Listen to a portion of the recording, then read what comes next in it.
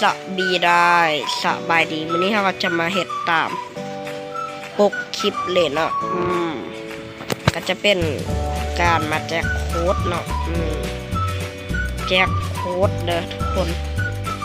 เนาะแจกโค้ดก่อนอื่นให้เรากดเข้ามาที่นี่สำหรับคนโมโหอย่างอิโนอิเน่เนาะกดเข้ามาสำหรับคนที่แบบยินใหม่ๆให้เขากดมาที่คำว่าประกาศกดมาที่คำว่าประกาศเนาะเขากดเลือดบาร์1 2 3เนาะตัวที่3แล้วกดคำว่าเขาไปเนาะกดเข้าไปเลย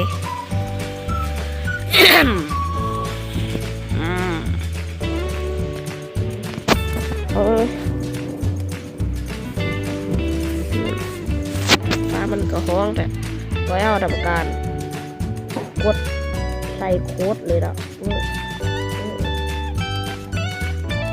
เมื่อกี้เราก็ได้ทำการเอาโค้ดมาแล้วนะคำว่าวางโค้ดไปเลยโทรศัพท์ค้างจังหวะนี้กดวางแป๊บนึงนะวางมันอันนี้เนาะพอกดวางได้แล้วทุกคนก็ทำการแคปเอาเลยเนาะแล้วเราทำการกดคำว่าเนี่ยใส่รหัสใช้งานรหัสแคปเอาไว้เลยนะใส่แล้วเราทำการกดคำว่าเป็นเลย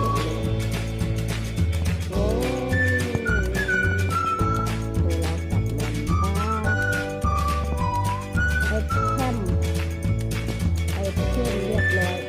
จะเป็นลายชิ้นแล้วก็กระเป๋าตะเกียบนะครับเดี๋ยวเราขอไปดึงนะเนี่ยมันจะส่งมาทางนี้เลยเนาะตัวสุดท้ายเพิ่นเลยเด้อเนาะเนี่ยเป็นกระเป๋าจักเกอร์เนาะคุดจัดปลัดบอกเนาะกระเป๋าจักเกอร์กับเป็นสกินปืนจักเกอร์จักกอเนาะเนี่ย MPG ชื่อเนาะได้จริงเอาเรื่องยิง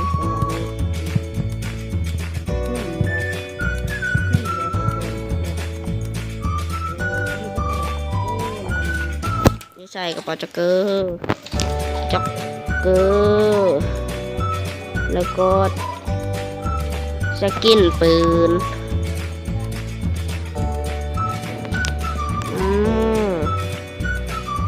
ก็สำหรับคลิปนี้ก็เพียงเท่านี้เนาะก็มาเห็ดแบบธรรมดาให้น้องเฮาเนาะ